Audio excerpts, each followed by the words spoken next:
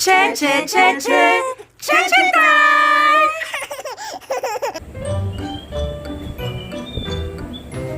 Oh, hello anak-anak! Bagaimana kabar kalian? Apakah anak-anak senang atau sehat? Itu bagus!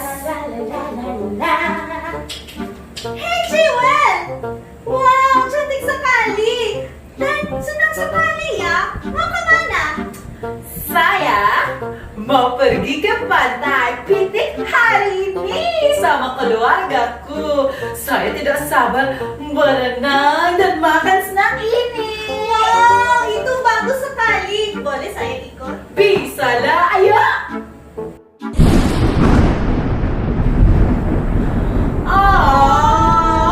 Hujan. Kita tidak bisa mengatur cuacanya, Jiwen. Tunggu dulu. Hujan ini mengingatkan saya cerita di Alkitab yang akan membuat perasaanmu menjadi lebih baik. Bagaimana kalian anak-anak?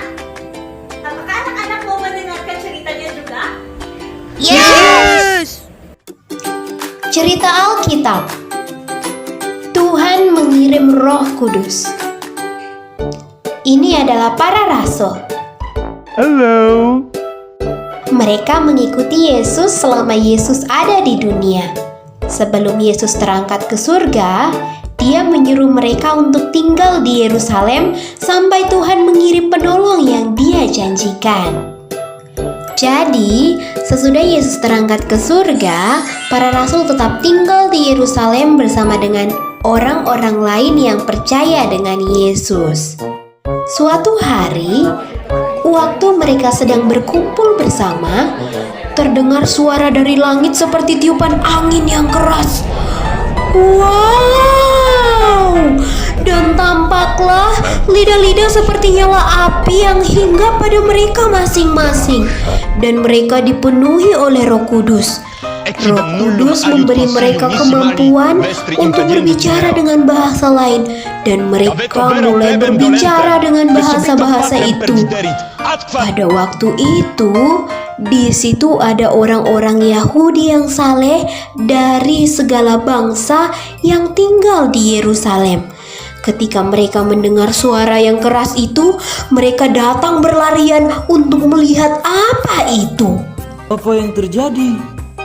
Ketika mereka melihat para rasul itu berbicara dengan bahasa mereka, mereka terkejut dan heran. Hei, apakah kamu mendengar ini? Bagaimana mungkin ini bisa terjadi? Mereka adalah orang-orang Galilea, dan kita belum pernah mendengar mereka berbicara dalam bahasa asli kita. Dan mereka berbicara tentang perbuatan-perbuatan luar biasa yang sudah dilakukan Tuhan. Bagaimana mungkin ini bisa terjadi? Terserahlah. Tetapi banyak orang dari kerumunan itu tidak percaya bahwa semua itu benar-benar sebuah mukjizat dan berpikir bahwa mereka hanya bertingkah aneh saja. Kemudian Petrus maju ke depan dan berteriak pada kerumunan itu. Dengarlah dengan hati-hati, hai kalian semua. Dia mengatakan pada mereka bahwa mereka tidak bertingkah aneh. Tetapi semua yang terjadi itu berasal dari Tuhan. Dia mengingatkan mereka bahwa apa yang terjadi sekarang sudah dikatakan Tuhan bertahun-tahun sebelumnya.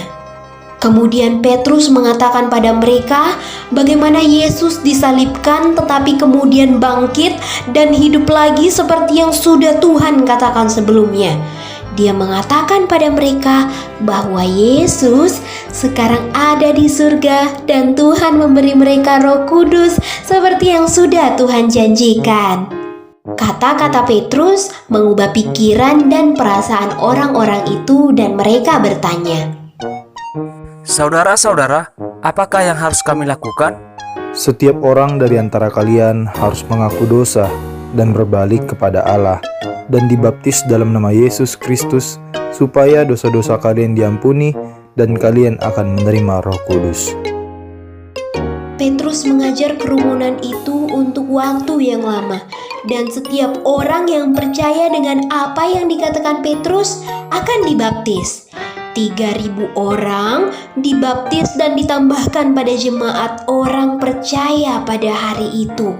Kemudian semua orang yang sudah percaya itu mendengarkan pengajaran rasul-rasul dan melakukan apa yang mereka ajarkan. Mereka bersama-sama bertemu dalam persekutuan, membagi makanan dan berdoa bersama. Mereka takjub ketika para rasul menunjukkan banyak mukjizat yang luar biasa hebat. Semua orang percaya berkumpul di satu tempat dan membagikan semua yang mereka miliki. Ambillah ini. Oh, terima kasih. Mereka menolong orang yang membutuhkan. Ini buah-buah untuk kalian. Terima kasih. Setiap hari mereka bersama-sama menyembah Allah di bait Allah, bertemu di rumah-rumah untuk melakukan perjamuan kudus dan membagi makanan mereka dengan sukacita sambil memuji Allah dan menyukai satu sama lain. Dan setiap hari Tuhan menambahkan jumlah orang yang diselamatkan. Apakah kalian menyukai ceritanya, anak-anak? Apakah kalian tahu bahwa kalian juga bisa menerima Roh Kudus dan melakukan banyak perbuatan yang ajaib dalam nama Yesus, seperti yang dilakukan para rasul? Mau tahu bagaimana caranya menerima Roh Kudus? Di dalam Roma 10 ayat 9 dikatakan, sebab jika kamu mengaku dengan mulutmu bahwa Yesus adalah Tuhan dan percaya dalam hatimu bahwa Allah telah membangkitkan Dia dari antara orang mati, maka kamu akan diselamatkan. Pada hari kamu percaya di dalam hatimu dan menjadikan Yesus sebagai Tuhan dan Juru Selamatmu, bahwa Dia mati di salib untuk menyelamatkanmu dari dosa-dosamu karena Dia mengasihimu, Roh Kudus akan tinggal dan hidup di dalam dirimu. Roh Kudus akan memampukan kamu untuk melakukan apa yang baik dan benar di hadapan Allah, seperti menaati orang tuamu, bersikap jujur, suka menolong, mengasihi dan sopan pada orang lain. Oleh karena dosa, kita tidak dapat melakukan yang baik dengan kekuatan kita sendiri. Tetapi dengan kuasa Roh Kudus yang bekerja di dalam diri kita, kita sanggup melakukan segala sesuatu dengan meminta pertolongan Roh Kudus.